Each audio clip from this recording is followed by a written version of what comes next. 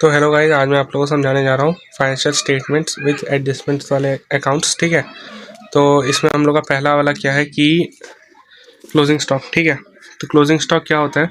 Trading account में credit होता है, ठीक है, और बैलेंस शीट में एसेट साइड में आ जाता है। उसका आ जाता है हम लोग का डेप्रिसिएशन। डेप्रिसिएशन जो है वो P&L अकाउंट में डेबिट साइड में आता है, ठीक है, टू डेप्रिसिएशन अकाउंट बोल के, और नीचे में आप लोग लिख दीजिए फर्नीचर या फिर जो भी एसेट का नाम होता है, ठीक है।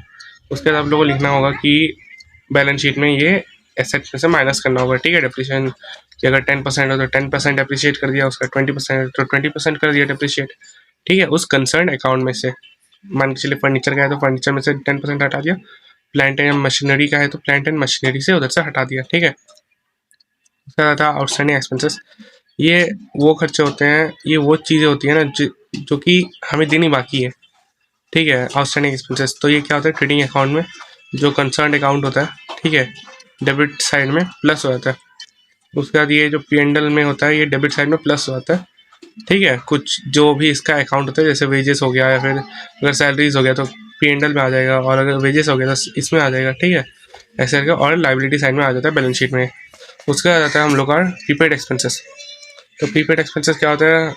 ऐसी एक्सपेंसेस जो कि हमने पहले ही दे दी हैं पैसे, ठीक है, उसका हम लोग को जो ये फ़ायदा है वो हमें मिलना बाकी है। तो ये क्या होता है? ट्रेडिंग अकाउंट में से जो भी अकाउंट होगा, ठीक है, मान के चलिए वेजेस का है तो प्रीपेड, मतलब पहले अगर वेजेस दे दिया प्रीपेड वेजेस, ठीक है, तो वो उसमें से माइनस हो जाएगा।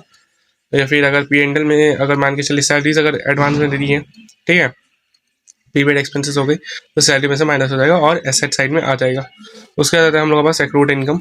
इसका मतलब ये होता है कि हम लोगों ने कुछ काम किया और कुछ पैसा मिलना हम लोग को बाकी है, ठीक है। तो क्या होता है? कंसर्ट अकाउंट में, मतलब इसका जो भी अकाउंट है, ठीक है, वो P&L में जाके प्लस हो जाता है और उसका ये बैलेंस शीट के एसेट साइड में शो होता है, ठीक है। उसका आता है अनअर्न्ड।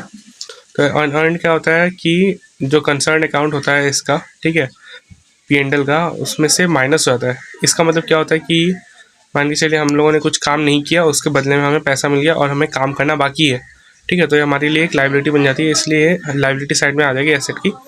तो आशा है कि आप लोग समझ गए होंगे। इतना 6 टू मैंने समझाया है, और भी आगे में मैं लेकर आऊँगा कल में, ठीक है। तो आप लोग अच्छे से समझ लीजिए क्योंकि ये बहुत ही ज़्यादा इंपॉर्टेंट है, खास करके जो बैलेंस शीट्स हमें आती हैं, ठीक है, क्लास 11 के टाइम में, तो उसके लिए बहुत ही ज़्यादा इंपॉर्टेंट बन जाता है ये सब।